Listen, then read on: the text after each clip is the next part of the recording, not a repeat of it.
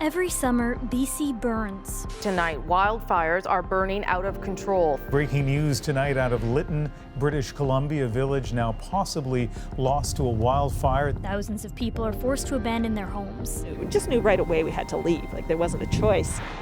And a recent UN report says it's only going to get worse. We've had lots of wake-up calls. I'm not entirely confident we got it yet. British Columbia will have to adapt and change the way we live and build. The idea is the house will be fireproof as you can make it. As wildfires become an unavoidable part of living in BC, can you fireproof a home, a town, or even a province?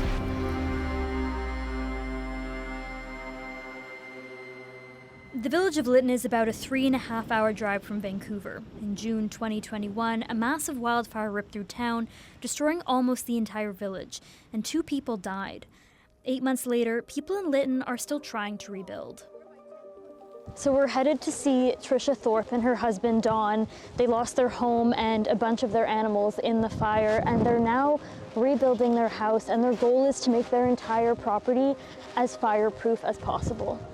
Okay, that does not usually happen. There you go. One out. There you go. Good girl. Okay, let's try that a different way. This is Dahlia. Dahlia is going to have babies. Oh wow. Probably in the next month. We don't want it to come in the same direction and take us out again.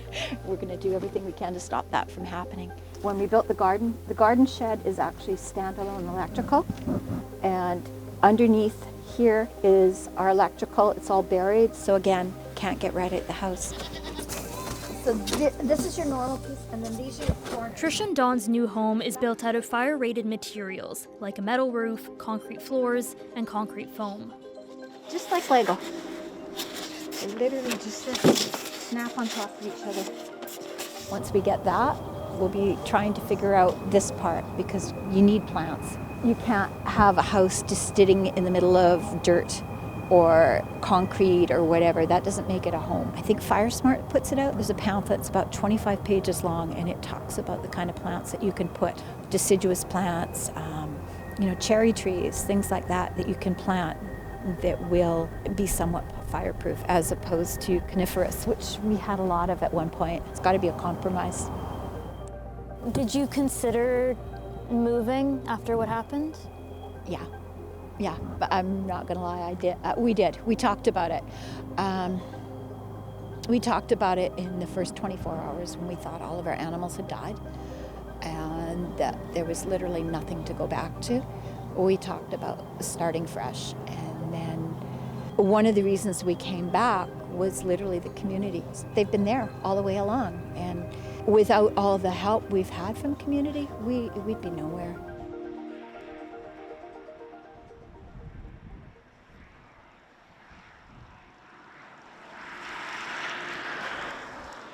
We're walking through the village of Lytton now. We're wearing our N95 masks. They are recommended even outdoors here because of the level of toxins from what is coming up off of everything that burned last summer. And it's really eerie to see just how little has changed in the past 8 months.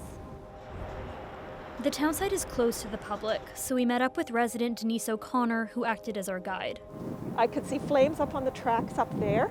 I could see buildings on fire. Black smoke, so I could tell buildings were on fire, but I could also see trees candling. And of course, the smoke was just billowing this way. We just knew right away we had to leave. Like there wasn't a choice. One of the first theories about how the fire got started was that it was sparked by a train that came in through town. There were actually multiple investigations into whether that happened, and they determined that they couldn't link railway activity to the fire, but a lot of people in town still believe that that was what caused the fire. The fire actually did start just within 5 feet of the railway track, just down this way. What would you want people who are living in those fire zones to know after what happened here? Just be ready at any time. Have photos of inside of your homes, and a kit packed, ready to go at a moment, because life just changes in a moment. I mean, that was a huge lesson, right? I mean, it could be anything, but you just never know, right? A new Lytton bylaw is trying to make the town more resistant to fire, restricting the types of materials people can build with, even the plants they can grow. but residents are worried about what a fire-resistant Lytton will look like. How do we survive here in Lytton without trees for shade? I don't want to live in a community or a house that's surrounded by just cement and rocks. And, you know, I want to have a barbecue. I want to have flower pots. I want to have a garden. That's the lifestyle we have here, and we don't want that taken away from us.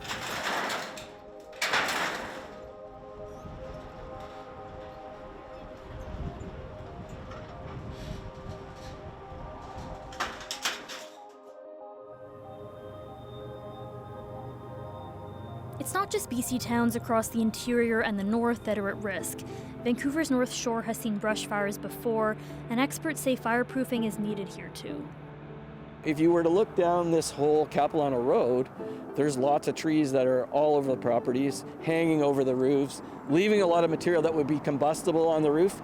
You'll notice this house has no trees overhanging or not very close to the roof. Certainly this house is got a better chance than probably 70% of these houses down this block. Right next to a cedar fence. Blackwell has worked on fire resiliency plans for governments for over 2 decades, but says most of them have sat on shelves. And do you think Lytton will be a wake-up call? Well, we've had lots of wake-up calls.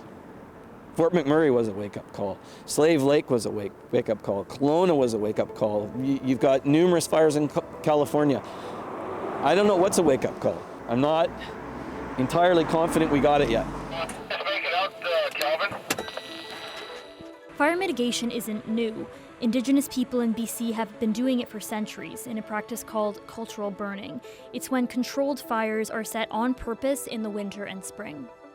The thing with cultural burning and why it works so well is because you create an area that doesn't have those fuel accumulations. So when you have a low intensity wildfire coming across, it bumps into that area that now no longer has any fuel and can't go anywhere else. It just stops because there's no fuel for it to consume. If you're going out in the spring and the snow line's this far up the mountain, you start here and just kind of follow the snow line as the snow recedes up the hill. You keep following it. So even if the fire something crazy were to happen and it were to get away early spring, fuel is gone. It won't be there for a couple of years. So if a fire does come through that area, it just basically goes out. Cultural burning used to be widespread in BC, and it was effective, but colonial laws put a halt to the practice.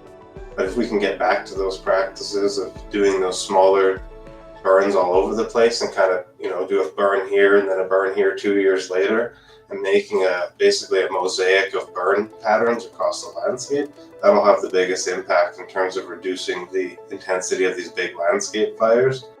First Nations are working with the province to bring cultural burning back.